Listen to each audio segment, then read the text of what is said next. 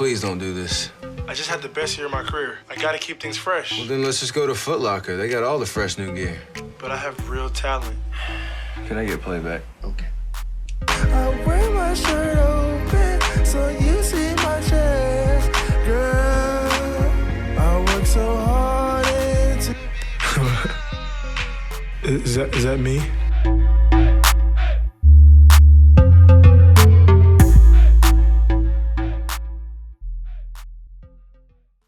And what is up, everybody? Welcome back to Ball Don't Lie. Due to some scheduling conflicts, we are in the studio yet again. So maybe we'll figure that out one way or another because in-person classes are bad. Me and Matt were kind of finessing our way in here. But it looks like that the Com 360 classes are still using those other studios. So we'll be in here for the time being, at least for now. But nevertheless, we got a jam-packed show today. There's a lot going on in the NBA. We're going to talk about some trades right now, some potential ones with Andre Drummond potentially on the move. Reportedly, the Cavaliers are just going to sit him until All-Star break or until the trade deadline. I'm sorry. He's had a pretty solid year. There's a lot of teams trying to get the likes of Andre Drummond. Matt, who are some of those teams that are potentially looking at him? Well, I said last week that he would be an interesting fit for the San Antonio Spurs. And while the Spurs don't normally make midseason trades, this is a fit that makes a lot of sense to me. And there are rumors there to back it up, but I still think the Raptors are the best fit by far. They have a huge need at center. They have a really big liability there down low in terms of rebounding and defense. They have the biggest need for sure. And then another team that was interesting that was brought up was the Hornets. They'd be a cool fit, but you got to question whether his more traditional brand of basketball fits in with their hipster mantra. They are kind of the hipster team. The Spurs is an interesting fit, though, Matt. They could potentially use a center there. They're playing a lot of LaMarcus Aldridge at the 5, and we talked about how potentially playing him more at the 4 would make sense for the Spurs because offensively that is more of his natural position. It always has been. And then Jakob Poeltl is really the only other big man they really can trust and rely. They will sprinkle in Drew Ebanks every once in a while, but again, Andre Drummond is a much better upgrade compared to both those guys. I believe he's second in the league in rebounds per game. This guy is a rebound monster. We've talked about the Raptors fit, and they are actively looking for him right now because they lost Marcus Gasol and Serge Ibaka. They have Chris Boucher, who's had a nice year, and Aaron Baines there, but none of them can really do what Andre Drummond does, and they are almost dead last in rebounds in the NBA. So he'd be a great fit there. But a couple other spots, too. You mentioned the Hornets. I heard the Clippers could be a potential landing spot, too. What do you think of those scenarios? I think the Clippers is interesting because they're big man. They lost a lot with Montrezl Harrell leaving to go to the Lakers. I think Zubac is still the center there. He's kind of average. I mean, obviously Andre Drummond's a big upgrade over him. But in terms of the Clippers, if they were to trade for Drummond, what do you think they would give up? Yeah, because for one, the salaries do have to match. I mean, maybe Right. Zubac is in that deal potentially. I don't think they'd give up Serge Ibaka. He's been kind of rolling as their 5-man there, and that was kind of a big get for them in free agency. So I think Zubac potentially would have to be the one to go. Maybe they throw a couple role players in. I do like the fit. I think it's interesting. But I do tend to agree with you. Like, while Andre Drummond is on the last year of his deal, he is making $30 million. So any team that trades for him has to match that offer somehow. And that's what makes it kind of tricky here with him. Yeah, absolutely. And, with the Clippers, they already have so many bloated contracts on the team. Even guys like Patrick Beverley are making a lot. He probably has to be included in that deal too. And as much as, the Clippers love to have him, they'd have to sacrifice him in that deal, I'd imagine. And, with the Cavs too, it's like, in terms of what are they looking back for? Because they have a bunch of centers already. They have JaVale McGee, they have Jarrett Allen. It seems like they want to make Jarrett Allen part of like their cornerstone there. They want to give him more of an opportunity, which is why they're sitting Andre Drummond right now. I think part of the reason is, so it's interesting if they're going to want to center back at all in any deal. Yeah, I think like you just said, Matt, I believe Jarrett Allen is a big reason why they're making this move. It doesn't seem like they want Andre Drummond in their long-term plans, which makes sense. He's a guy who's probably in the prime of his career. The Cavs are still a bit rebuilding here. They got off to a nice start, but they've fallen back down to earth. I believe we both kind of thought that was going to happen. And Andre Drummond doesn't really fit the timeline of that team. But an interesting point that people are bringing up, Draymond Green and LeBron James have been very outspoken with Andre Drummond's treatment. Andre Drummond said it's a word that I can't say on this podcast about him being forced to sit out. LeBron James said it's always two sides of the coin. I said that a couple of days ago. Matt, what's your thoughts on this? Do you think that players, when they get a bad rap for asking for a trade, but when they don't get asked for a trade and are forced to sit out, what's your whole take on that kind of situation? Well, for annoying as Draymond is on the court, when he has these off the court press conferences, rants, like these things like that, he's usually right. And that's the case here too. When Chris Paul retires, Draymond will be a shoo-in for NBA PA president. But in terms of, I do tend to agree with Draymond in this situation as well. It is, like you said, two sides of the coin. Like LeBron said, it's interesting that, players can request trades and they're always like put to blame and they're, scapegoated for it. And then when teams do the same thing, they're sitting on Jim. The Pistons are sitting Blake Griffin right now for the same reasons. It's the same thing, but they don't get as much shame for it. Yeah, it's a really good point. I feel like the players are always, I think the coaches are always the first scapegoats, and the players are typically second. We love hating on players for wanting better and wanting to go to better teams and stuff. Andre Drummond didn't really even say that, but he does deserve to be on a winning team right now because he is a very, very good player in the NBA, averaging 17.5 and 13.5 rebounds per game with over a block and steal as well. So this is a guy that's going to be an instant impact player for a contender, and a guy who hasn't really played for a contender at all in his career. He's played for the Pistons and the Cavs, for crying out loud. Yeah, poor guy has never really had much of an opportunity to shine in any kind of postseason spotlight. I think he made the playoffs with the Pistons one year, and then they got swept by the Cavs, so that was irrelevant.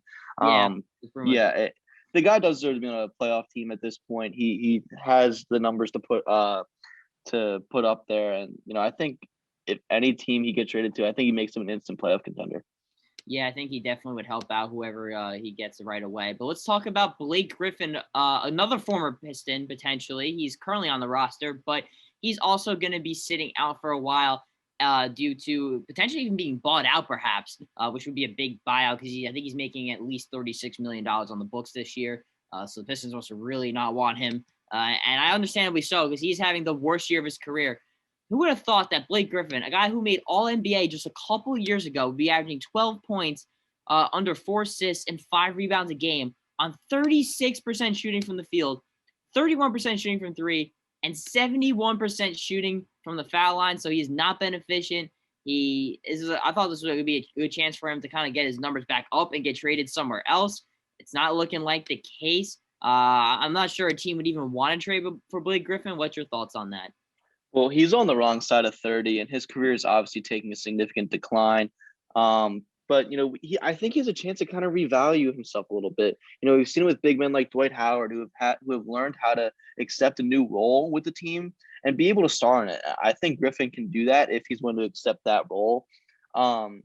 He's like you said, he's likely going to be bought out, which is a rip in the chat for Detroit because that's going to screw up their finances as if they weren't already dishing out big money to a lot of power forwards over there already. But, you look at this trade that the Pistons made years ago to get him, and it just really has not panned out for them at all. I mean, they've had him on this extremely bloated contract, it looks like at this point. He was an all-star 2 years ago, as you said, but really what happened with that? Because I don't think they made the playoffs, and he's been injured a lot. It's a deal that has really backfired in Detroit. Yeah, Jerry West be out here finessing teams like the sorry Detroit Pistons. I remember a lot of people were like, wow, that's a great trade for the Pistons getting Blake Griffin. It looked good for a while. He had some solid years with them, but eventually, unfortunately, with Blake Griffin, he's extremely talented, but injuries did catch up to him a lot in his career, and that's why we're seeing him kind of begin to deteriorate a little bit. I don't know Blake Griffin. I don't want to speculate too much here, but I just kind of wonder, like, how much does he love basketball right now? Because things are just not going well. It's been frustrating a couple of years for him, just constantly getting injured. And I know he's still relatively young. Maybe he does make a Dwight Howard or Carmelo Anthony kind of role, kind of looks himself in the mirror and goes, all right, maybe I'm not a star player anymore, but I can accept my role somewhere else and really contribute to a good team. Do you think he's able to do that? Do you think he has the ability to do that? Or do you think this is a guy who may potentially retire and just go off in the sunset and do some stand-up somewhere? I was about to say that, Hunter. I could totally see Blake Griffin saying, F this, I don't want to do this anymore. If I'm not good at it, I'm not going to do it. And he's got a great personality. I could totally see him taking like a Pat McAfee type role and just like having his own podcast and being really good at it because he's a personable guy. He's a really funny guy. But I also think, his competitive side will take advantage of him for the next couple, maybe 1 or 2 years probably give him a chance to play more. I don't think he's done yet. I don't think so. Yeah, we'll see. Blake Griffin always said was probably Zion Williamson before Zion Williamson, just that 4-position guy who just dunked on anybody and people were afraid to play him. Blake Griffin was that dude back in the day. Let's not forget about that. But another guy who might potentially be traded, and this one's a little bit more interesting, is John Collins for the Atlanta Hawks. There's been some rumors coming out of their Atlanta office team saying that they're, quote, not in love with him. And it's worth knowing he did not sign a franchise or an extension in this past offseason. So he will be a restricted free agent next offseason. Turned down a 4-year, $90 million contract. So this guy is betting on himself that he's going to be able to get money somewhere else. Do you think he gets that? More than 90 million. I don't know about all of that. But in terms of the trade deadline, if teams want to trade for him, he's a restricted free agent, which helps out whatever team is going to trade for him a lot. It makes him more valuable. So they might have to give up more for him, but it makes him more valuable in the long run. But if he doesn't want to be Atlanta, he doesn't want to be there. If I were Atlanta, I'd shop him on the open market and see what you can get from him, because I don't think I'd want to pay John Collins $90 million. That just seems inflated to me, even though he's having a decent year with 18 points and 7.5 rebounds. It looks like he's shooting the ball well, but I still feel like that's a lot to give for John Collins, especially in Atlanta with all the cap space that they have, and if they really want to be a contender, make a contender while Trae Young is there. I think they need better than John Collins. Yeah, I feel like the Hawks, they kind of pigeonholed themselves a little bit here because they gave out so many bad contracts to other guys this offseason that if they didn't do that, I think overpaying for John Collins. Look, the Hawks aren't a free agent destination. So, John Collins is the second best player on that team. He's been really consistent. He's a good player, who's put up borderline all-star kind of numbers. But, yeah, I mean, they put themselves in a tough spot because paying, Chris Dunn and Rondo and Gallinari and Bogdanovich all that money, and they really haven't done anything for them, is tough. And those contracts are not going to be easy to move at all, which then makes the John Collins situation even more complicated because while I do think, like I said, I think he's the second best player on that team, he's improved his 3-point percentage. So I think that makes him more valuable because he can really play the 4 or the 5. People are kind of trying to figure out what he is, but the fact that he's developed an outside shot does help him a bunch and help his versatility. He's also really athletic and pretty much just a bucket getter. I think you look at your options here, but it's hard because I just think with some of these small market teams, sometimes you just have to pay up for some of these guys too. Yeah, that's true. It's kind of like the Gordon Hayward situation in Charlotte where it's, they just had a chance to get a good player on the team. So they shelled out a bunch of money for him. Maybe that's the case here in Atlanta, but like you said, they did pigeonhole themselves with these pretty bad contracts. I don't think either of us were in love with the moves that Atlanta made over the offseason. They were just free agents that feel like, they had the money, so they went out there and spent it and they didn't really have to. Especially since none of these players are really making that big of an impact for them. But, if they are going to shop Collins, they should really either go all in or don't do it at all.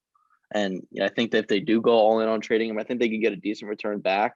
But at a certain point, you got to start building a contender and don't, just keep shopping and keep trying to pile up on draft picks.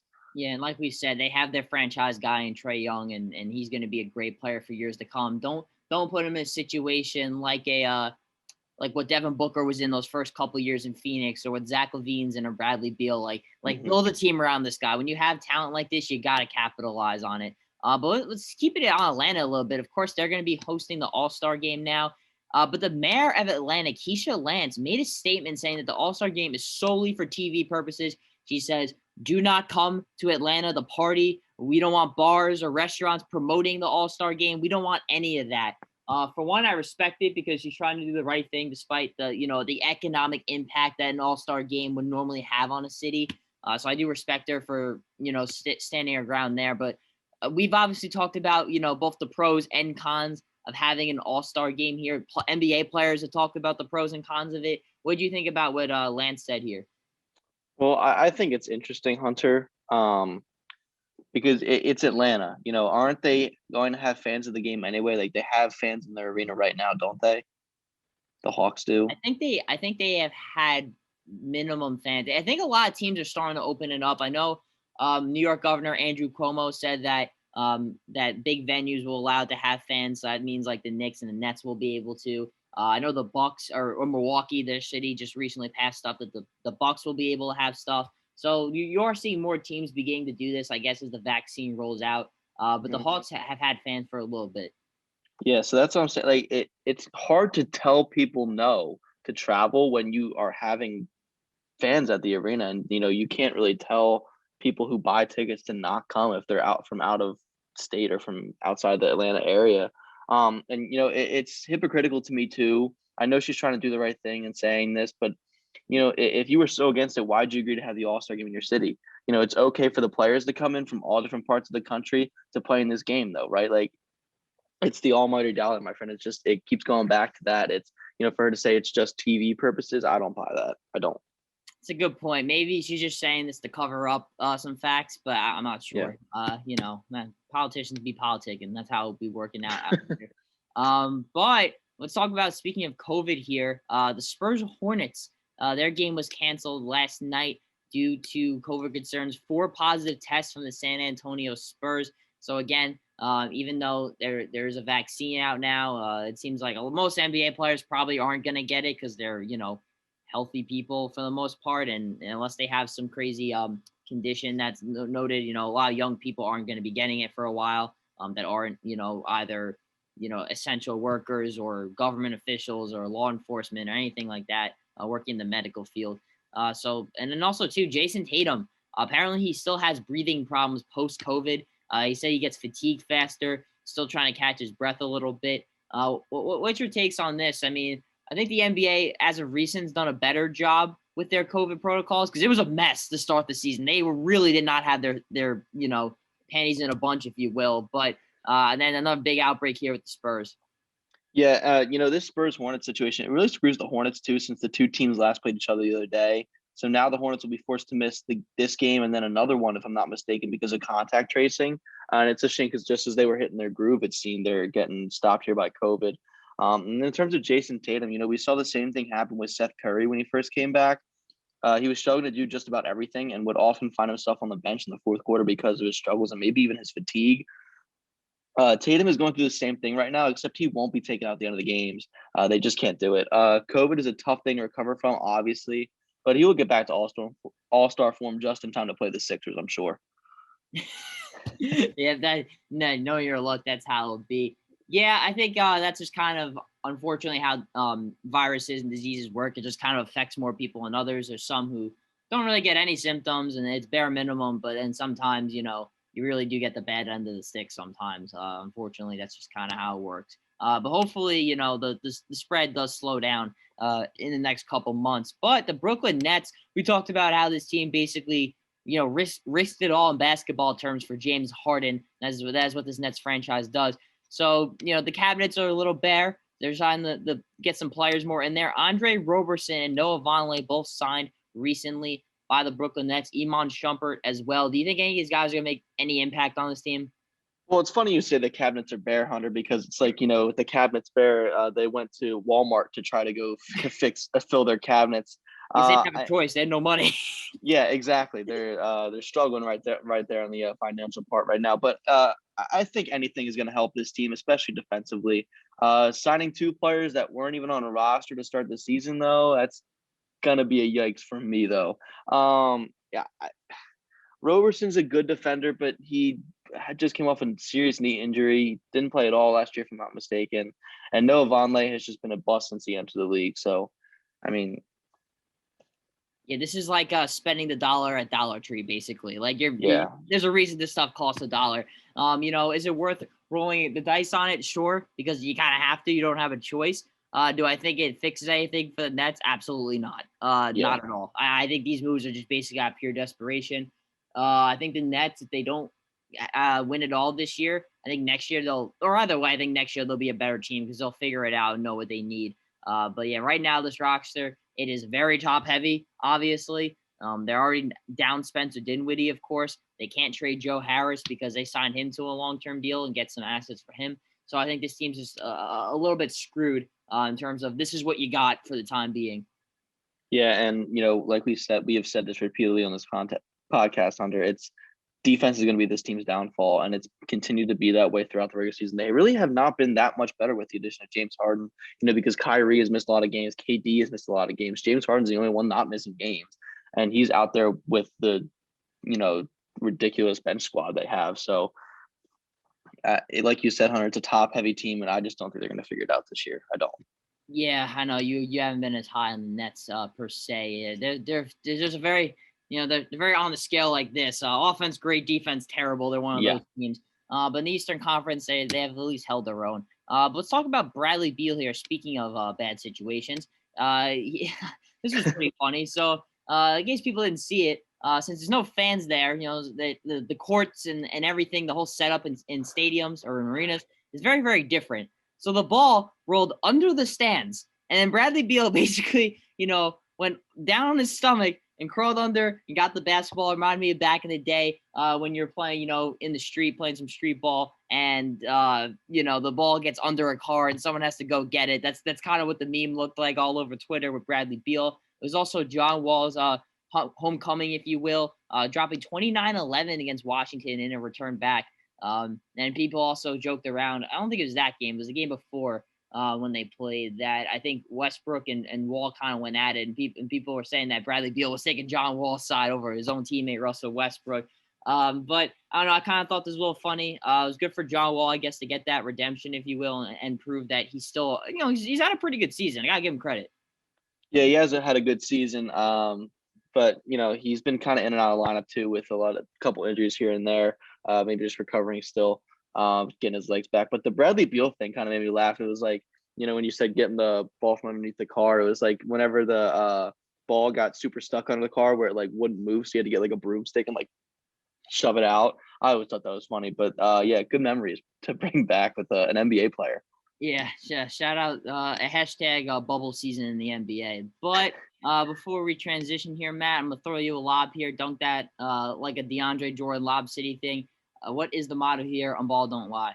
No team left behind.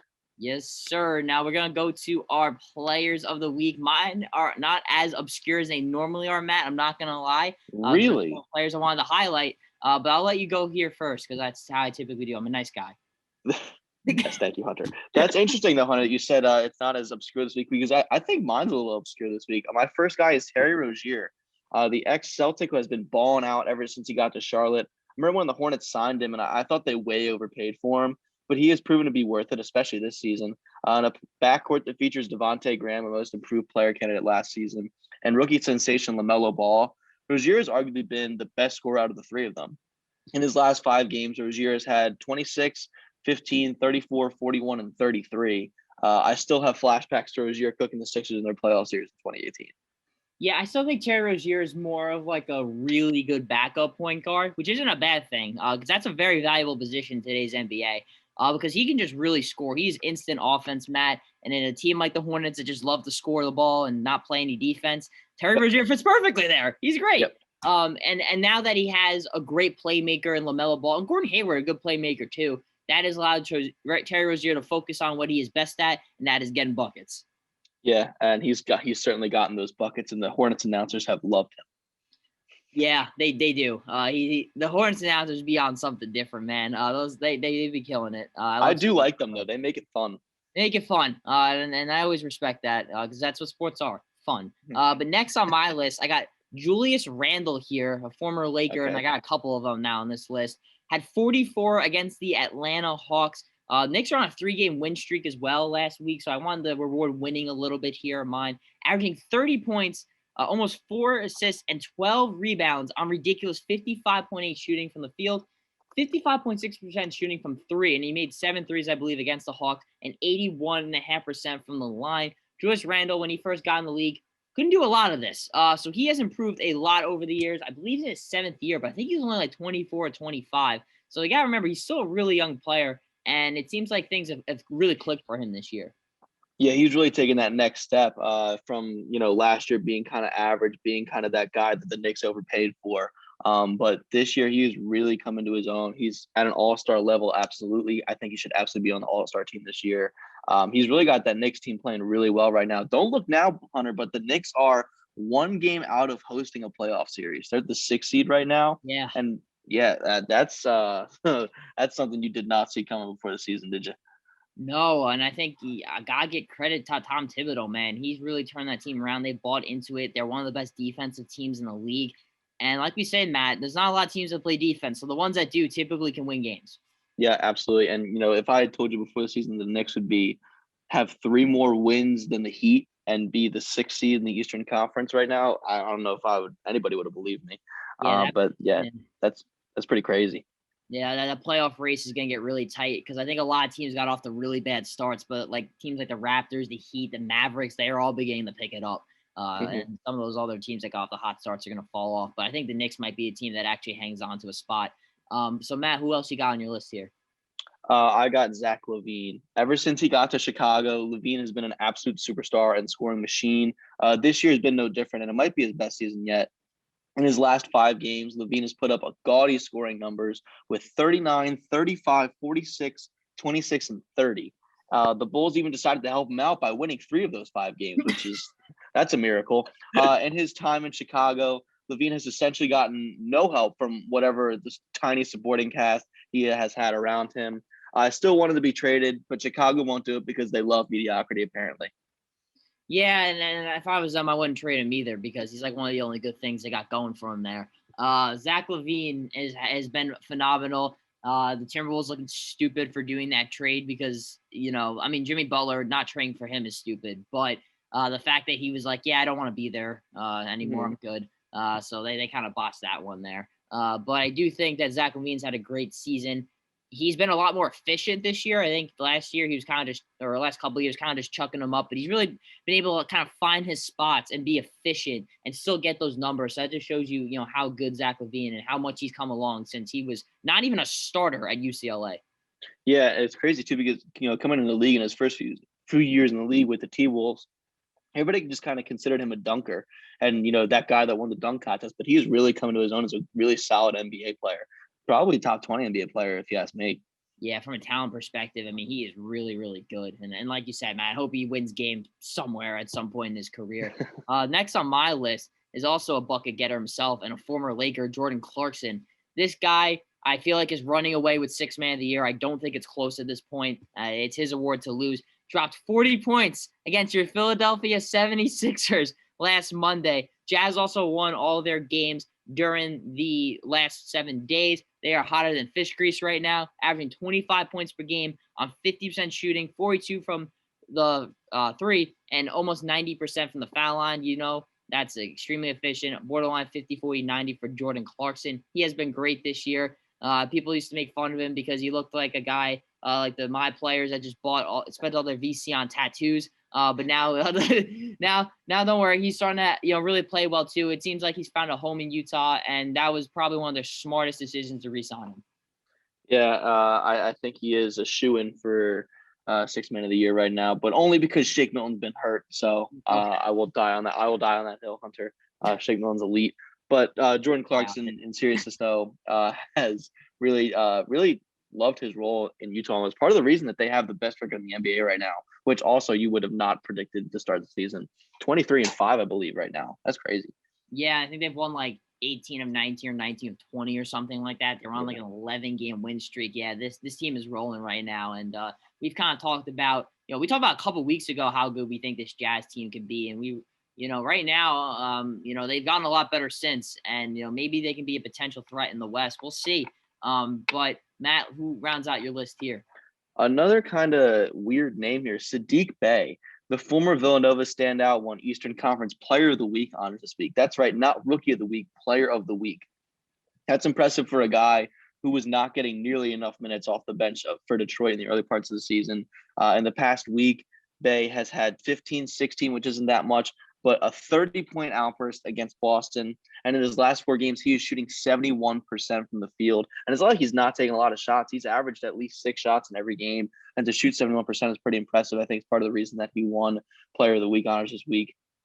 And all 3 of those games I just mentioned, though, Detroit won all of those games as they beat Brooklyn, Boston, and New Orleans in that stretch. Why and how they are winning, I do not know, but Bey certainly has something to do with it. Yeah, they weirdly play up to their competition. I don't know why it is, but they do. I respect it. And good for them. Sadiq Bey, out of all their first round picks, I think he was the last one taken of the between him, Killian Hayes, and Isaiah Stewart. Yeah, and yet he was my favorite pick that they made. I thought he should have been a lottery pick just because I think he's just like a perfect like plug and play guy, can play day one. Villanova guys just know how to play the game. They're really well coached.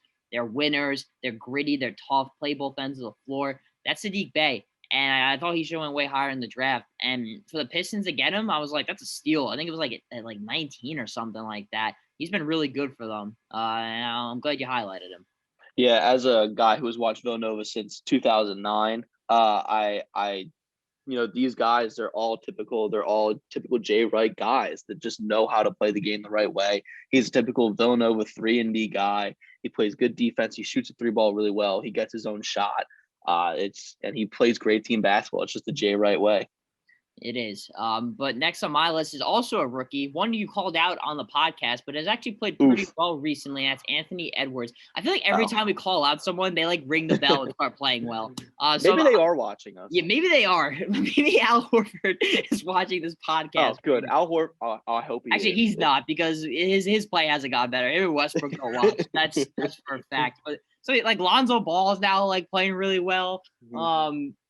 Like Ben Simmons is playing really well. Like, heck yeah, he is, Hunter. Yeah, 42 on Monday. I'm surprised you didn't have him on your player of the week list. I was waiting for you to say it. No, that's too much of a homework pick, Hunter. But 42, Hunter, you know that 42 points is more than Jason Tatum's career high, which is 41. I'm just saying, like, I'm no math wizard. I just know that 42 is higher than 41.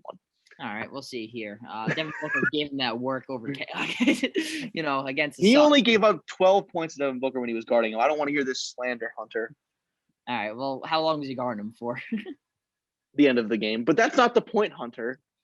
Just saying. He won the game and the girl. But next on my list is Anthony Edwards. Like I said, he's now in the starting lineup. D'Angelo Russell is out for 4 to 6 weeks with loose body in his knee. I don't know what that means. It sounds gross, man. I know. But he's gotten at least 15 shots per game. So the Timberwolves just letting him run loose. And I'm here for every moment of it. Had, I believe, a career high, 28 against the Lakers last night. He did have 28. I believe that's a career high for him, averaging 22 points per game. It was go on with almost 4 assists and almost 7 rebounds. So Anthony Edwards, has been the most efficient, but it seems like he's beginning to figure it out at least. And really raw talent, not as polished as a LaMelo Ball, but I think his upside is really big. If he can untap his potential, he can be a really good player. Yeah, he just needs to keep hitting that untapped potential in the offseason of NBA 2K mode. Yes, exactly. Yeah. So that's all. Yeah, exactly. He has gotten a lot better since we called him out. Obviously, that's the only key you need. So if you could call out like every member of the Sixers, that'd be great for me.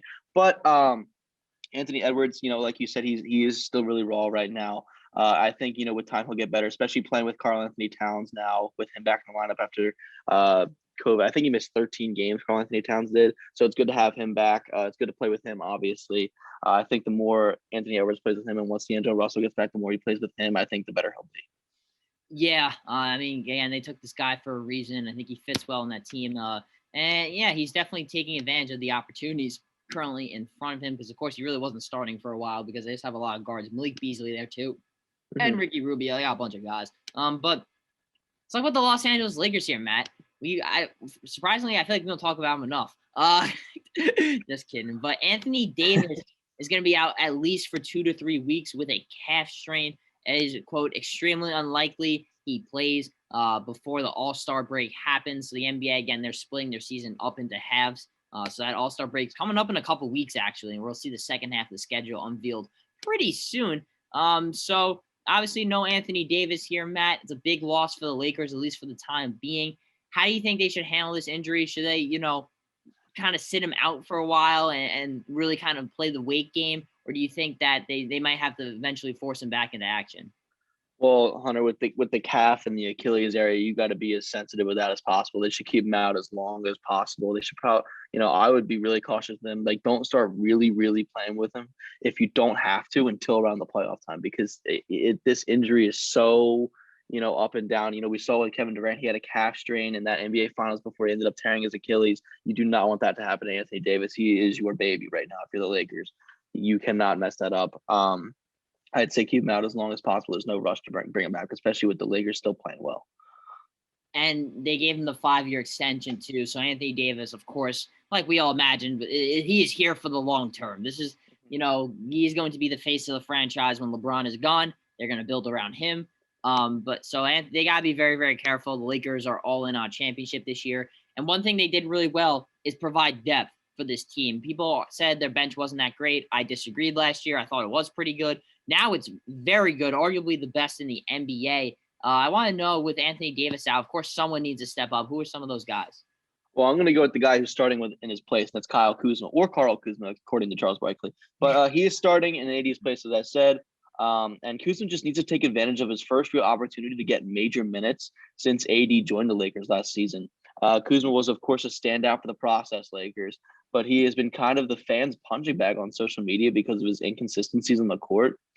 He's had some games where he's scored in bunches, but the Lakers need that consistently out of him. I feel ridiculous asking him to play defense, so I won't even do it.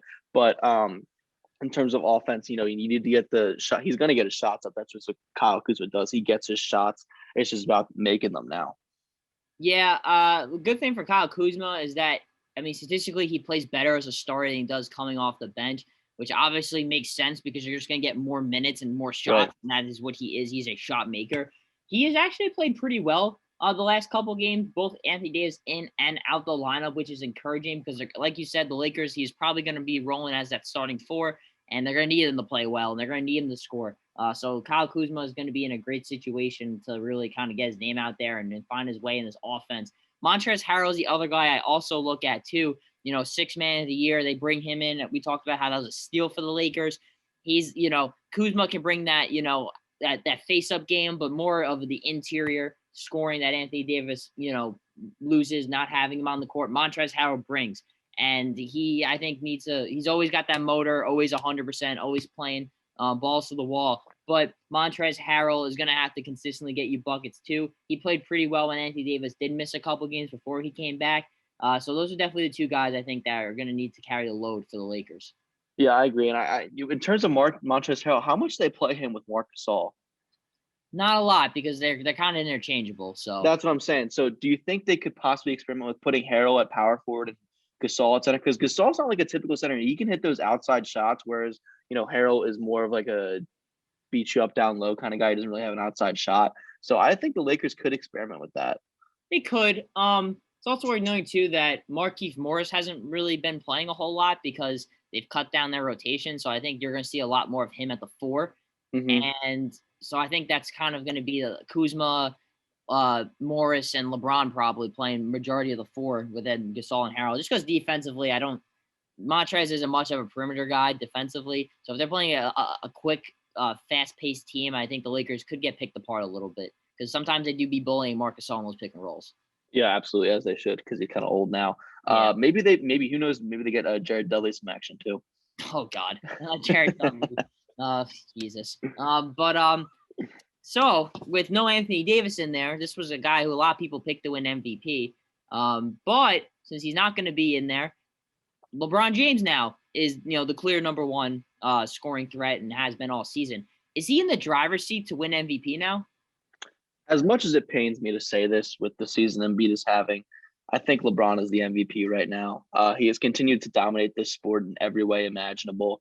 He has not missed a single game this year, and not only has the Lakers afloat, but has them with the 3rd best record in the league, with AD missing time and being fairly inconsistent this season, if we're going to be honest. Until proven otherwise, LeBron is the MVP. Yeah, I think he was the MVP right now, even before Davis got hurt. And I think the fact that now he's going to be missing some time, LeBron is going to – if the Lakers can stay afloat and keep winning games, I think it's only going to help his case. The media loves a story, and they just love not picking LeBron for all these years. But now he's in year 18. He would, I believe, be the oldest player to ever win MVP behind I believe, past Karl Malone. I think he was the oldest to do it. So, the media is going to fall in love with that. And I think LeBron James will finally get his roses while he's still here. Oh, man, this year is going to be sick on SportsCenter with Tom Brady winning the Super Bowl post. And now if LeBron wins MVP, SportsCenter is going to have a field day. Yes, they will. They love them some LeBron James. Even though there's the Zion Williamsons and the LaMelo Balls, their heart will always be with LeBron James, as always. But on a serious note, looking a little bit long-term here, if the Lakers can't or I should say this. Do you think the Lakers can win a championship without Anthony Davis, like dominating the way he did? No, I don't think so. They're still a very deep team, as we've talked about, and better prepared for a situation like this compared to the other 29 teams in the NBA. But I just don't see them getting past the Clippers or even the Jazz at this point without AD in the lineup, because you just can't replace an Anthony Davis. You can't. Kyle Kuzma is not the same player. Montrezl Harrell is not the same player as AD. AD can do everything really well. And you can't replace that. And I just don't think they could beat the Clippers right now. They don't think they could beat the Jazz without AD, let alone any of the top 3 teams in the East if they were to even make it that far. Yeah, I mean, Anthony Davis, I tend to agree with you. He is a really valuable piece. And what we saw from him in the bubble and in the playoffs, how dominant he was, and just there was points where you're like, no one can guard this guy. There's nothing you can do. Doesn't matter if you send a double team. Doesn't matter where he is on the court. You cannot guard this guy. So that's why I agree and you agree that the Lakers need to be really cautious with Anthony Davis and just let him get to 100%. They'll survive in the regular season. They'll make the playoffs. They're good with that. They're a really good road team, so they don't have to play at home either. They got to really take it easy with Anthony Davis right now. Yeah, the regular season, LeBron usually coasts through the regular season anyway. And by coast, I mean put up great numbers and win MVP. But, once that zero dark 23 mode is activated in the playoffs, it's over for everybody. So I just say get to the playoffs with AD healthy and you're fine. Yeah, that's got to be the goal for the Lakers. So we obviously expected the Lakers to be one of the perennial contenders in the Western Conference in the NBA. But a team that people were kind of debating we're going to be or not is the Phoenix Suns. And so far they have rung the bell. They're 5th in the West right now with a 17-10 record. They won 6 straight games until they lost to Brooklyn last night. But nevertheless, they got the 6th best net rating in the NBA. They are 7th in assist percentages as well. They have had a really good season, Matt. Tell the people why. Well, Devin Booker has built off of his bubble performance, as we've said. We've talked about that a little bit. He's averaging 24.5, 49% shooting. And then obviously Chris Paul, the trade with Oklahoma City to acquire him was huge. Get rid of Kelly Oubre because apparently he stinks now. So CP3, everywhere he goes, man, he is just a guy that brings the team together, makes the team instantly better. He's great with young teams. I think that's what we've kind of seen. The Thunder would not have been where they were last year without him. Chris Paul is, him and like LeBron have to be like the 2 best leaders in the NBA. You can throw like a Jimmy Butler and like maybe like a Draymond or Damian Lillard in there too. But LeBron James, Chris Paul, they just make teams better, period. They don't care about their numbers, although they are great. Chris Paul is completely fine with being the number 2 scorer behind Devin Booker, who we talked about, has really built off his bubble performance. That was not a fluke. This Suns team is for real. They have been one of the few teams that have consistently been in the playoff hunt the entire season. So it should be expected that they will be a playoff team this year. How far do you think they can go, though? Do you think this is a team that could potentially, win a playoff series, maybe even 2, perhaps? I see the Suns being locked in a fantastic 4-5 seed matchup with Denver. I can easily see that series going 7 games if it were to happen. And honestly, at that point, that series would be a toss-up. I think if they were to get to the second round, however, I don't think they could get past the Lakers or Clippers. I think they would struggle against them. But maybe they could take down the Jazz if they end up going off and are still at 1 seed at that point. But I think as long as Booker keeps playing like this, as long as CP3 keeps healthy, I think this is a team to be reckoned with. What I really like about the Suns team is they're really good in the fourth quarter too. They currently have 2 of the top guys. So according to a stat I found on NBA Clutch Shooting Report, apparently Chris Paul is the 4th best clutch shooter or clutch scorer in the NBA. Devin Booker's 11th. So they had 2 guys who they know that you can put the ball in their hands at the end of the game, and they're going to go out there and make a play. So having one of those guys is really important, but having 2 of them, not every team can say that, Matt. Absolutely. And Chris Paul has always been that way. He is always one of the ball in his hands when the game's on the line, and he's always delivered. That's just been his MO. He's a clutch player for sure. But Devin Booker, you think he's never really been in those situations to be a clutch player, a serious clutch player, because you think about the Suns over the past 5 or 6 years, they have just been a team that's always been out of it. And they've never been, had a meaningful regular season. And now that they do, and Booker is still playing this way, he's still that clutch player. I think that says a lot about him. I think I saw something saying that Devin Booker, his career averages in points per game is like 23. And in his first 5 seasons, his career averages in wins per season was like 25. I was like, oh my God, that is so bad. Really wasn't his fault. He was doing everything he could out there. So I'm glad that the Suns have finally figured out and built the team around him, got the right coach in Monty Williams, in my opinion, as well.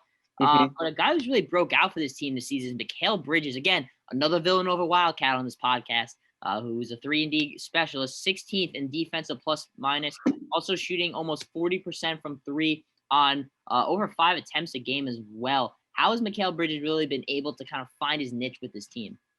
Oh, you mean the former Villanova stud and Philly area guy that the Sixers drafted and traded away for a guy who never played a meaningful minute for them? You mean that Mikal Bridges? That Mikal Bridges, that's who I'm referring to. Yeah, bold of you to think I ever forgot about him, Hunter. But his length makes him a scary good defender, and he has become a well above average 3-point shooter. I think he is the premium version of Jay Crowder, who also plays in this team, ironically. But I think he's a better version of him. He's just so lengthy and dominant on defensive end because his wingspan is like 8 feet long.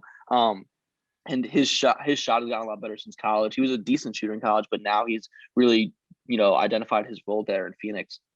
Yeah, his defensive versatility is a big get for this team. That's why he fits so well, because I see him guarding, smaller players. I see him guarding up and guarding bigger players. To have that weapon, to be able to guard positions 1 through 4 like that is extremely valuable, especially when you got Devin Booker out here. He's not the best defender. And also he's out here just having to score. Chris Paul is obviously an all-NBA defender too. But having a Mikal Bridges that can just really lock a guy down and just make it difficult on star players is very important. Yeah, it's a difference for this team, honestly. It really is, because DeAndre Ayton isn't a great defender either. And let's talk about DeAndre Ayton here. He's had a bit of a struggle this season. He's picked up a little bit, but got off to a slow start after, again, a great bubble. He was a big reason why the Suns were winning games in the bubble because of how well he was playing. I just kind of wonder, Matt, because you flirted with the idea last week that perhaps maybe Aiden's not their guy there. Maybe they should trade him. So I kind of wonder here, could he pick it up a bit? Do you think he's eventually gonna, up his play a little bit here and find his way in this offense after, of course, they got a Chris Paul, who became the number 2 guy? I mean, what's your thoughts on that? Well, obviously, like you said, I talked about him a bit last week. He can be that guy. He just needs to become more confident and consistent, I think. He's booty cheeks on the defensive end of the floor. We both know this. But the Suns at least need him to be the offensive skilled guy that they drafted number 1 overall. And they're not even getting that from him at this point. He needs to stop with these outside shots. He needs to go back to dominating the paint like he did at Arizona. Yeah, I mean, because the Suns have perimeter shooting. They don't need their center to be out here shooting threes and stuff because they got plenty of it. In fact, they got all these shooters so that you can do your thing and dominate in the paint. But DeAndre Ayton's a talented player. I think he'll figure it out. He's still only in his 3rd year in the NBA. And he was a one and done too. So he's a young guy. I think he'll be all right. I wouldn't be, worried about him too yet. But it's also interesting too, because eventually they're going to have to pay him. I heard Mikal Bridges is going to get like at least $20 million per year, which is he should. To think about. But yeah, I mean, for the Suns, he might honestly be worth that. And I think he's a better offensive player too. He's not just a shooter. He can score in a bunch of different ways, in my opinion. He's got more upside than I think people give him credit for. But I just think because Chris Paul's there, right? He's the older guy in a young team. I just kind of wonder what this team's window is, Matt, because of course, they got a bunch of young guys, but again, Chris Paul, like LeBron, beating Father Time, still a fantastic NBA player, still, a really good NBA player. I just kind of wonder, how long do you think the Suns can kind of build off of this, current group of guys they got? Well, I think as long as Devin Booker is there, the Suns have to continue to surround him with a good sidekick at point guard, and they will be in a good spot. Because obviously it's not going to be Chris Paul for very long anymore. He's probably got 1 or 2, maybe 3 good years left. It's not going to be the solution there forever. And this is a big if, though, in terms of if the Suns can surround him with a great point guard, because they couldn't do it for every other year of Booker's career. So they just need to continue to, because now you see how good Devin Booker and how good this Phoenix Suns team can be with a competent point guard. And they need that because Devin Booker is not a point guard. He plays much better off the ball. Yeah, I mean, Devin Booker, I think, is a very underrated passer. But again, this guy's a bucket getter. He dropped 70 points in a game. Let's not forget about that. This guy's been one of the most consistent scorers, young scorers we've seen in NBA history.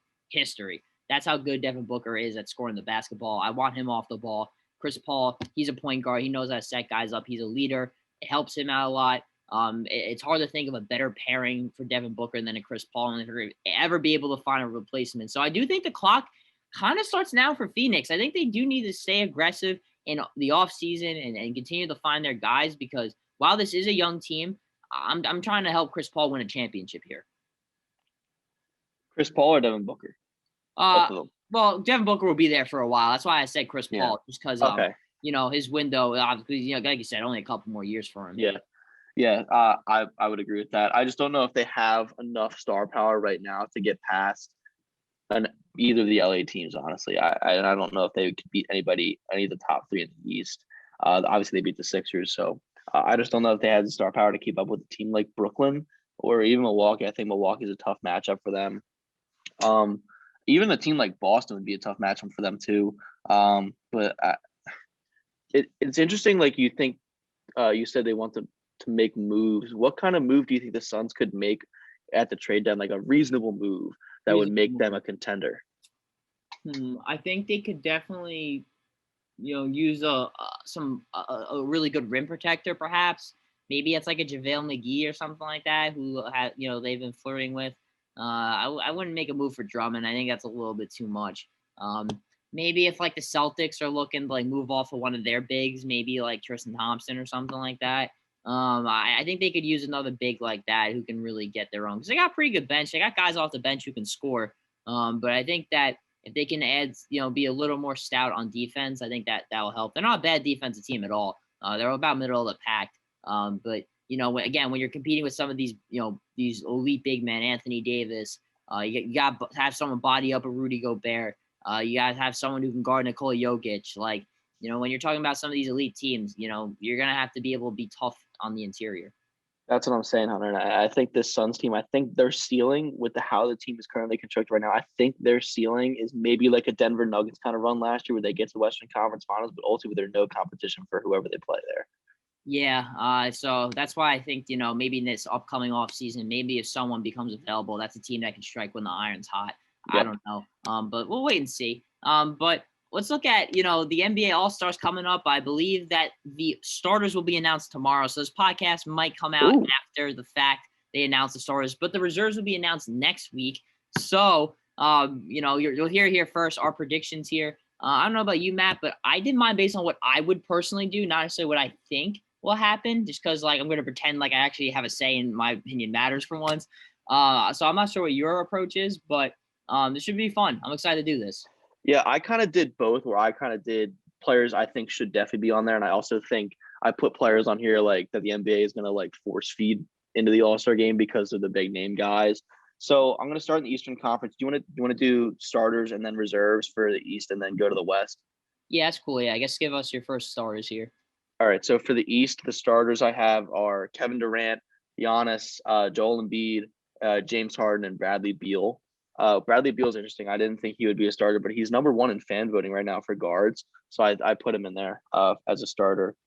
And then for reserves, I have Zach LaVine, Julius Randle, Jaylen Brown, Jason Tatum, Bam Adebayo, Domantas Sabonis. And then I held my nose and put Trae Young and Kyrie Irving there.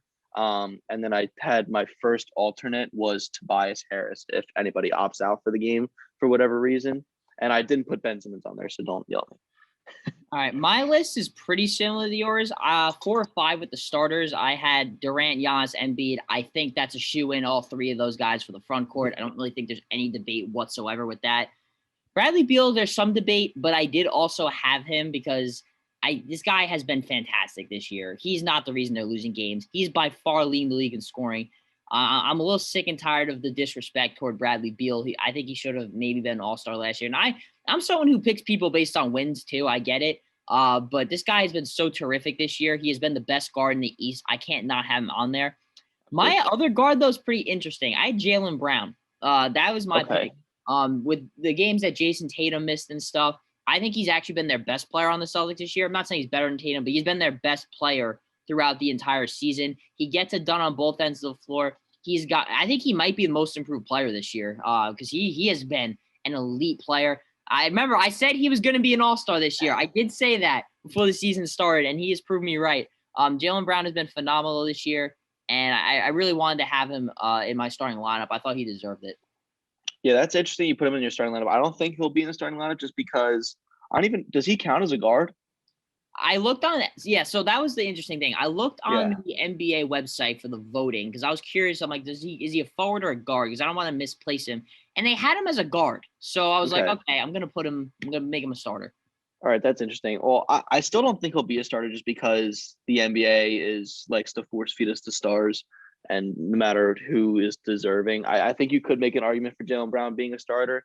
But with the way James Harden has really fit kind of seamlessly there in Brooklyn, even his assist numbers are way up. Yeah, I think he's averaging he's leading the league. He's averaging like 11 assists a game. I think that alone will put him as the starting point guard. Especially since Kyrie Irving acknowledged that Harden is the point guard now for Brooklyn. So I think that makes Harden the starter. But I could definitely, obviously I have Jaylen Brown on the team. He's one of my top reserves for the Eastern Conference. So there's no debate for me there. I just don't think the NBA will do it. Yeah, I think you're right. They probably won't, but I think they should because Jaylen Brown has been phenomenal this season. And, James Harden, he has been great. I think him and Kyrie Irving kind of cancel each other out a little bit. So that's why I also lean toward Jaylen Brown. But again, Kyrie and Harden, I can't deny it. They both made the All-Star game, both having great seasons. Jason Tatum has made my list. Bam Adebayo made my list. Did you say Julius Randle? I did. I have Julius Randle. I have Chris Middleton made my list. Again, this guy is had a great season for the NBA. For the Bucks, he is wow. I question his ability in the postseason sometimes. He's great in the regular season. He's arguably has best year, and the Bucks are rolling right now. So I wanted to put him on my list.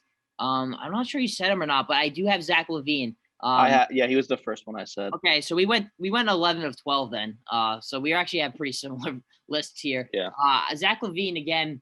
I know their team's really, the Bulls aren't great, but they're in the 9th seed right now. So I'm like, I think they're doing well enough where I think Zach LaVine. If I can put Beal in there, I think I should put LaVine in there too because he deserves to be an All-Star this year. And my one honorable mention was Trae Young.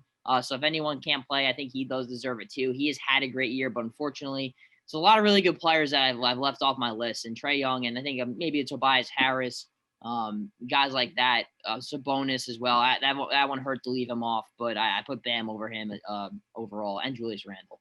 Yeah, I think Randle.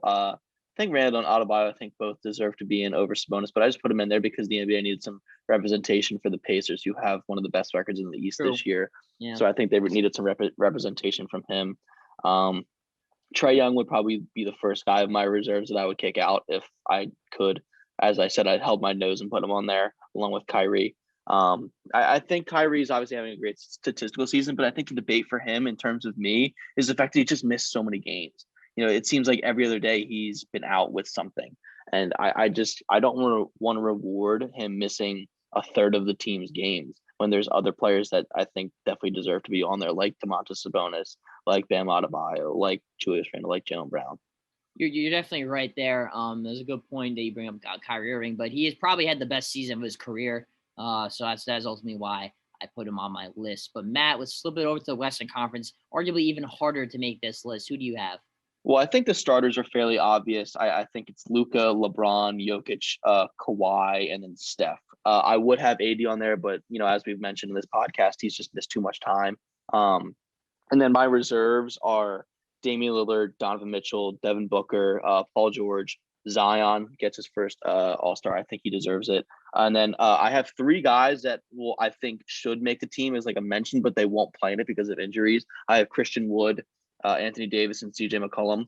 And I think they will get replaced in the actual game by Brandon Ingram and John Morant. And then De'Aaron Fox, if he actually ends up playing. I know he openly criticized the game, so I don't know if he'll end up playing if he does make the team. But if Fox makes the team but doesn't play or opts out of it for whatever reason, I would put Chris Paul in there. Yeah. Again, my list is really similar to yours. 4 or 5 with the starters. The only one I had different was Damian Lillard over Luka Doncic. I just think they've won more games, but they are playing really well recently. I was really tempted to put Donovan Mitchell in that starting lineup just because of how good Utah was playing this year. However, though, I do think it is a bit of a team thing as well. So Donovan Mitchell is definitely still on my team, though. Luka Doncic as well. I had Paul George in there. Got to give him credit. I know I give him a lot of slack, but he's had a great season. I do have Anthony Davis in there as well, but like you said, he probably won't play. So one more guy will get in. But Anthony Davis, even in a down year, has still been great, and the Lakers have still been great. I have Rudy Gobert in there. I know. No, Hunter, why? I was hoping you wouldn't do this. You have succumbed to the peer pressure of Rudy Gobert is just a tree, man. He doesn't do anything. He's a great defensive player, man. I gotta give this guy credit. I don't care, Hunter. Nobody wants to watch Rudy Gobert in an All-Star game, Hunter. It's not going to happen. In the All-Star game last year.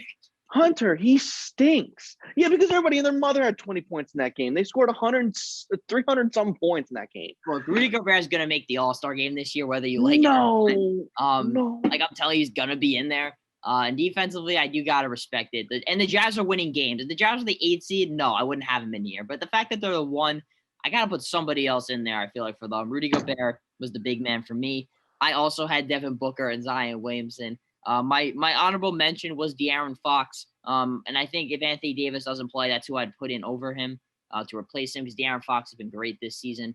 John Morant's been awesome too. But I think what separated for me is, like you said, John Morant has unfortunately missed some games for a little bit in a shortened season. I only had Morant in there as a replacement for injured guys. So I don't think he would make it just straight up. I think he'd be a replacement if anything.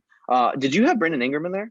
And not have Brandon Ingram. Interesting. Okay, because he was a guy I was on the fence about too. I was. The last guy I put on there was Zion Williamson. So I was essentially picking between them.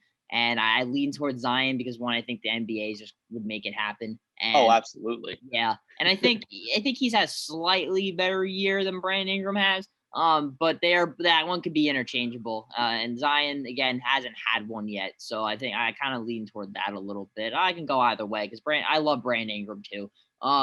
Yeah, David Green always said I had a basketball crush on him. So that's fair. And then honestly, another guy who is having a sneaky good year that I wouldn't put on there. But some people are, and that's Mike Conley.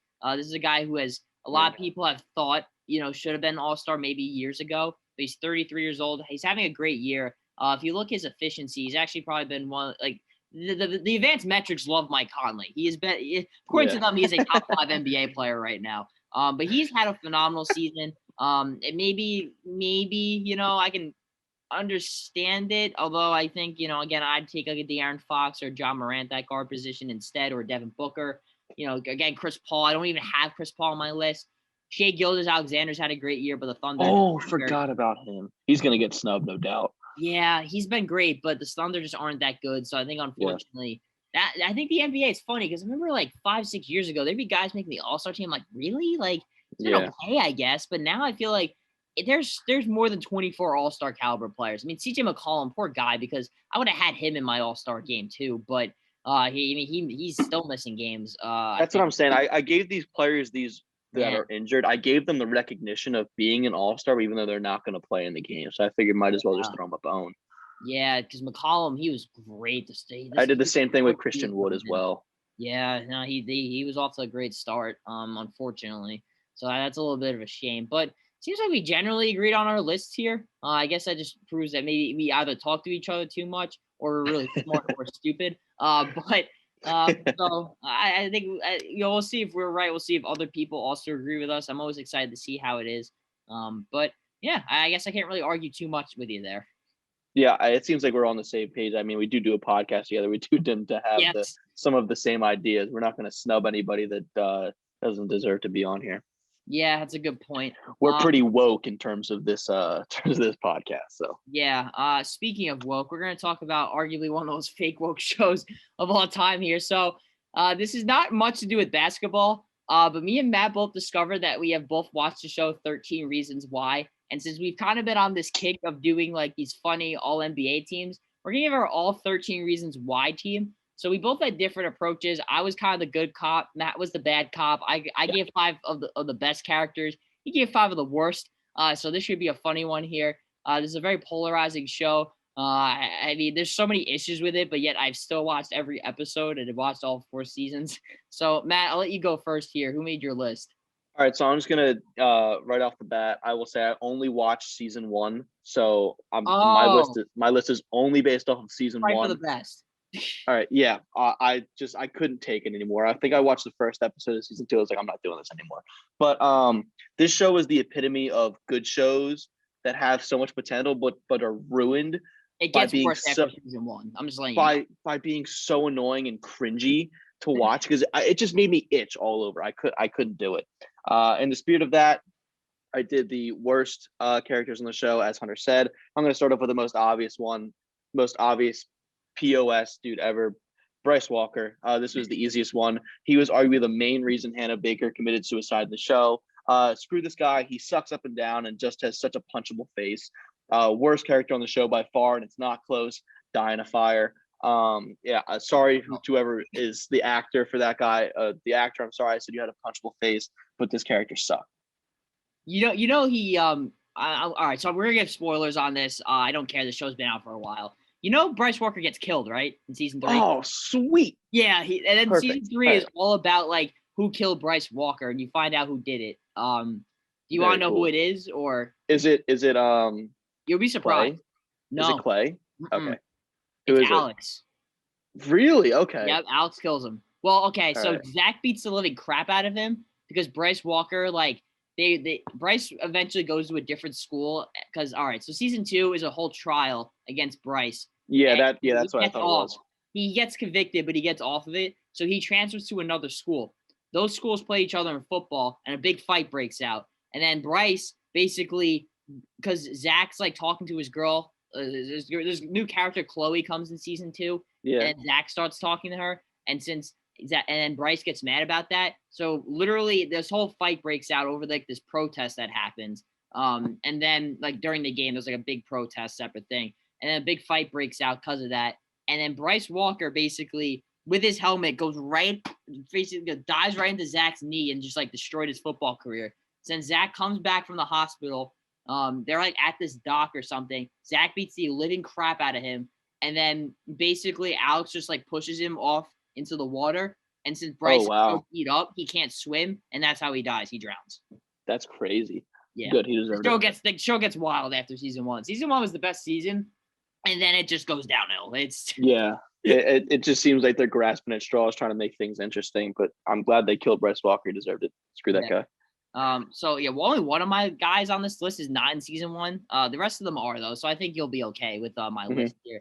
So I did the good ones. The only characters that the show gets right, and unfortunately, Matt, you don't watch all the seasons, so I don't know if your fanfare is as much as Justin Foley. He becomes like the absolute star of this show. He's the only character that they didn't screw up. Basically, he goes from being like this guy, jock guy, no one likes it, like everyone, all the girls want him, stuff like that, cool.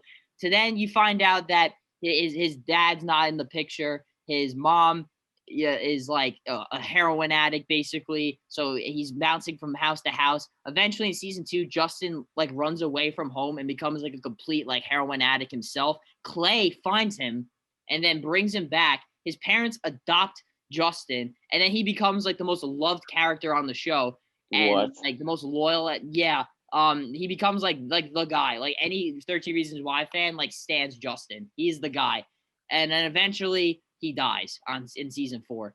He eventually dies from AIDS, which is an interesting way. Yeah, you have to watch. I'm telling you, gotta watch the other seasons because like now it's like got to make sense. Yeah, so Dude, I told you the show gets wild, man. I told you. Isn't he like kind of young to be dying of AIDS? Yeah, well, all right. So basically, all right.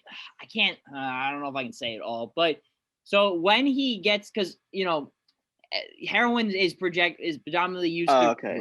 And so he was living in the streets of Oakland, basically homeless, and so he got addicted to heroin. And also did some things that led to AIDS. I can't say on this podcast, but you can do the research and figure that out yourself. It takes a turn. But yeah, Justin Foley makes the list. He's the fan favorite. Everyone loves him. It was really sad when he died. I kind of saw it coming because season 4 kind of set it up that way. But yeah, he ends up dying of AIDS. It was really sad. Probably like, one of the saddest moments of the show. But yeah. It's weird because season 1 you wouldn't think Justin Foley becomes the guy, but he does. Right. Yeah. I was gonna say my memory of him is that he kind of sucked because he like didn't tell the truth or whatever about a certain situation. So I mean that's wow. I'm learning a lot of information about this show that I did not know. That's pretty crazy. I think guy's name who plays him like Brandon Flynn. He's probably the best actor on that show too. So he does a phenomenal job playing him. Yeah, Justin Foley definitely was the best character on that show, no doubt. So I'm curious, Matt, who else makes the list here for you? All right, so Justin's definitely not on my list. Good thing I didn't put him on there. But this one might be controversial, but I'm going to say it anyway. Clay Jensen. He is the main character on the show, and much like LeBron, when he gets called for an offensive foul, he is extremely unnecessarily dramatic. Always, he is always the epitome of overdramatic. I don't think there's a single episode that goes by in season 1 where he doesn't have some kind of overblown, ridiculous mental breakdown. My guy, keep it together. Also, the whole thing where he just constantly has full-on conversations with Hannah Baker was one of those things in the show that really made me itch. I get what they were going for to show that he was like emotionally scarred by it, but it was really weird. The entire show, he is claiming that he just wants justice for Hannah, but in reality, it just seems like he's trying to make up for all the guilt that he felt. Yeah, Clay is definitely the most like polarizing character on the show but I think that was kind of the point. Okay, so 13, I don't know if you know this, Matt, but 13 Reasons Why is a book. Yeah. It's a book. So like, I knew that. Like that's basically his character. I think that's kind of the point. You're not really supposed to know who Clay is. Like, is he doing the right thing? Is he not? And then you really find out more about his character throughout all the seasons. Season 4 in particular, Clay literally just like goes off the deep end and he becomes like an absolute like nightmare. But yeah, Clay is definitely an interesting one. He was sort of like debated putting on my list, but then debated not doing it. Because that's just kind of how he is. He's just kind of in the middle. He's not one of those main characters that everyone just consistently loves. But I think that's kind of the point of him is that he's flawed and he has issues. That's why I'm on the fence about him because I think that's how you're supposed to feel about Clay. Yeah, I absolutely. He's definitely polarizing for sure. Yeah, him and Justin, like they hate each other in season 1, but then they literally become brothers. In season 2 and so on. They become extremely close. But yeah, if I was if I had the first pick in the draft, I'm running up to Commissioner Selena Gomez and taking Justin Foley. I'm not taking Clay Jensen. Yes. So my second pick out here, he was in season 1 and unfortunately died. That's Jeff Atkins. This guy was the man. I don't know if you remember him. Clay was like his Clay was his tutor. And he was kind of the wingman for Clay. And everyone loved Jeff. And then in natural 13 Reasons Why fashion, they kill him in a car accident. Oh, my God. Yes. Yeah. Yeah. He was one of my favorite characters. I'm like, why did they kill him? He was kind of the man, wasn't he? He was the man. And they just killed him. Like, in typical fashion. Like, you couldn't kill Bryce until season 3. But, okay, we'll kill Jeff. One of our favorites. Yeah. Dude, why is this show just constantly killing teenagers? I don't understand why they're just running with that. The thing is, it gets weirder. It gets worse than that. I'm just telling you. Yeah. It gets worse. That's why I stopped watching after season 1, dude. I couldn't do it. It's too much death for me, especially for such young people. No, it's so dramatic. I mean, you talk about the whole like getting away with stuff. I mean, they literally got away with like murder. I don't know if I want. Are you ever gonna watch a show again? Because like I don't want to. No. Okay. Well, Tyler almost shoots up the school and Clay stops him. Okay, very cool. Yeah. And there's some other stuff that happens too with Tyler that I was probably some of the most disturbing things I've seen in my entire life, and I can't say it on this podcast. But you can do the research yourself there. Next on my list, I think these parents. Yeah, it's 2 people. It's Clay's parents. They have had to put up with so much from Clay, just being absolutely wild. He's just leaving at night. And then, they give him a freaking car. I don't think it's season 1. They buy him a car. They basically give his own room for him. They bring in Justin off the streets. No questions asked. They go through with the trial and stuff. This guy, these parents are great. Shout out to the Jensens. They did a phenomenal job on this show, doing everything they could. And yet it's basically like coaching for the New York Knicks. No matter how good you're going to be, you're going to suck no matter what. You're in a losing franchise. Unfortunately, I think that was the Jensens here. Yeah. Well, as we've noted already, Clay sucks. And, his parents seemed like they pretty baller from what I remember in season 1. They seemed like they always had his back. Seemed like they were always doing the right thing, which is good. And, like you said, bringing in that Justin, I think, bringing him off the streets, that's a huge decision to make and just be like, yeah, whatever, we'll do it. That's pretty baller of them. So shout out them. Shout out the Jensens. Shout out to the Jensens, though. Some of the only sane people on that show. Who else is on your list here, Matt? So this one's going to be kind of controversial too, but I'm going to say Hannah Baker. The drama from you. I get that she is the main storyline of the show, and while it is awful that she took her own life and all of these bad things kept happening to her, oh my over dramatic Batman. Did she suffer tremendously? Absolutely. However, the tapes that she made inflicted just as much trauma, in my opinion, if not more, onto the people who received the tapes. At least half of the people she gave tapes to did not deserve them whatsoever, in my opinion. Some of these people were her closest friends, yet they all received tapes about why they were responsible in her eyes for her taking her own life. She quite literally ensured that she would haunt every one of those 13 people for the rest of their lives. And while some of them deserved it, some of them didn't. I think it's truly evil and maniacal work, Hannah. If you don't believe it was truly life-ruining, look at Clay. This kid, who I said sucks, but still, at worst, fumbled some parts of the relationship. But that's life, dude. Not everything is going to be peachy and perfect all the time. And, now as if Clay already didn't feel enough guilt, he's seeing her ghost and going fully insane because she blamed him for her death. Awful things happened to her, yes, but the tapes were just as awful, if not worse, in my opinion. Oh, I 100%. If I did your list, Hannah Baker makes the list for me. Yes, I dude, did not like her character at all. Not her fault. The actress did a great job, but the character sucks. I'm like, what? Yeah. This is so avoidable. Like, I'm sorry, people commit suicide. I don't want to go there, but like, Yeah. Did she have her issues? Absolutely. But I will say, like, I just feel like, I don't know. I feel like she was extremely flawed herself, unfortunately. Definitely had issues that weren't resolved. I feel like the way they portrayed it wasn't great. And that I don't know if that's the writers of the show's fault, if it's the book's fault. I didn't love her character. I really didn't. And eventually she goes off the show. So season 2, she's like in it, but she's like a ghost. And then eventually they were kind of like, yeah, we can't really have you in the show anymore. Like it's getting a little too old. So she does leave after season 2. But yeah, I didn't love Hannah's character either. I'm totally on board with you there. So next on my list, this is actually a character I did really like. Was Mr. Porter. I feel like this guy always he was the guidance counselor. He tries so hard to do the right thing, and then it's always somehow his fault. I remember he like literally choked Bryce Walker in the freaking bathroom. Was that in season 1?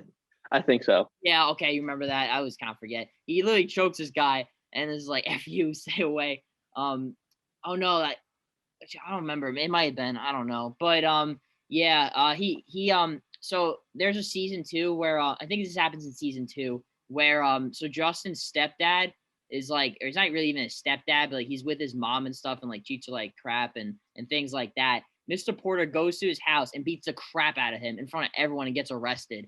Like pretty baller move there. And he eventually gets fired from the school because like, he's not like following the protocols and then he eventually opens up his own like counseling thing. It kind of comes full circle with him. But I was always a big fan of Mr. Porter. His heart was always in the right place. He tried his best to help people out. And unfortunately, I feel like people didn't give him his flowers. Unfortunately, Hunter, Mr. Porter is on my list as one of the you don't worst like characters. Him? Well, let's remember that I only watched season 1. So he's a school counselor, as you said. This is an underrated one, in my opinion, for being one of the worst ones. And there was definitely a boatload of other people I could have rounded out this list with. But I feel as though Mr. Porter's effect isn't talked about enough. So he is the main person I think of when I think of the people who truly, truly failed Hannah and was one of the reasons she took her own life. When she came to him about sexual assault, his advice was to get over it. Really? True. That's your advice? As a school counselor of a bunch of extremely emotionally fragile high school kids, you told a girl who was sexually violated and who had a literal crime committed against her to get over it? All that schooling you went through to get that degree and to be a counselor, a psychologist, and the best you got for a real life issue, a real legitimate crime is get over it. I never fully understood that. And, it's part of my gripes with the show, but how could someone in such an important position like that be so stupid? Maybe a teacher, sure, maybe they wouldn't be like fully equipped to handle a statement like that and wouldn't know exactly what to say. But the school counselor, well, but he can catch his hands. Here's my theory on it. Because I think the school system is so messed up, in general with that stuff, that he can't technically say anything else. I think he was weighing, do I just feed into this or do I just follow what I'm supposed to be? And I think, unfortunately, the decision he made, the supposed to do it, might have been good for his career, but it wasn't for the life of Hannah. So I feel like that's also why he eventually kind of leaves the school district, because he realizes that it's flawed and that, he's not really doing anything. He's just kind of being followed what he's told. So that's why I always like Mr. Porter, because I think he's a little misunderstood. Yeah. I mean, like I said, I only watched season 1, so it's tough. I couldn't get all the full character arcs, if you will. But just from season 1, I was always very confused by the fact that the counselor was one of the stupidest people in that situation. So that always bothered me. Maybe it's not Mr. Porter's fault. Maybe it's not the character's fault. Maybe it's the writers of the show, but whatever.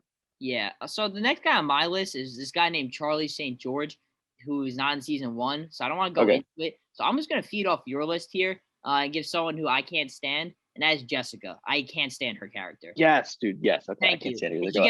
All right. So I respect. So after season 1, obviously she goes through the traumatic thing.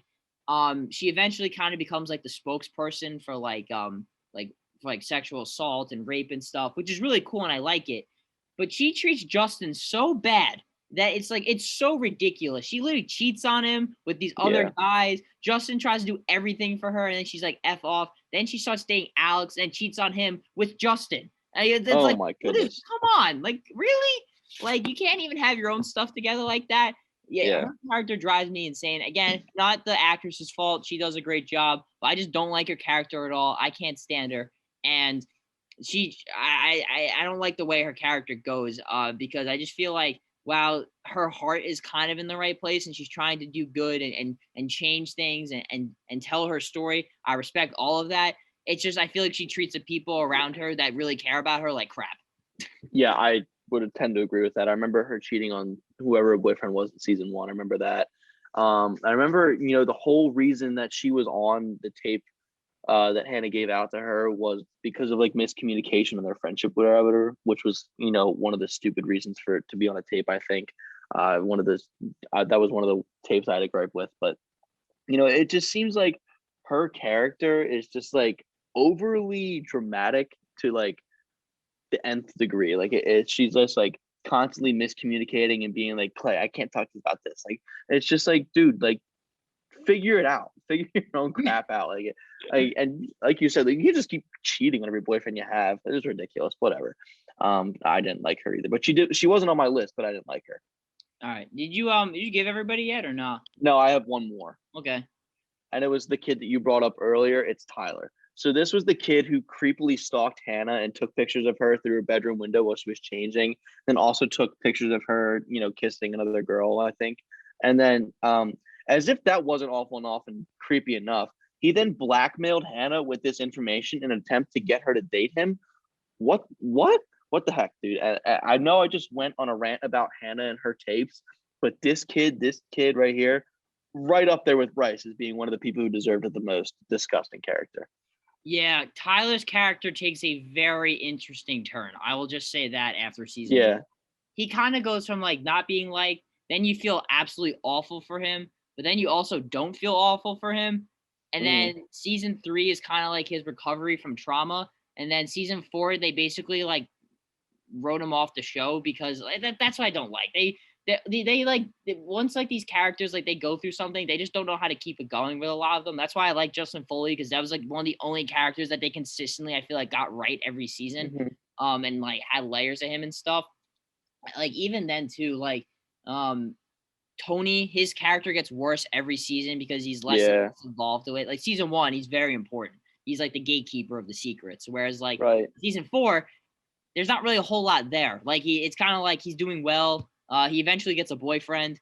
So like stuff like that. So like his character ends up just being like, there's not really a whole lot there anymore. So yeah, that's my issues with 13 Reasons Why is that they don't know how to write these characters very well. And then when they introduce new characters, they typically suck. And they just make things worse. That is why it's probably smart for you to stop watching after season 1.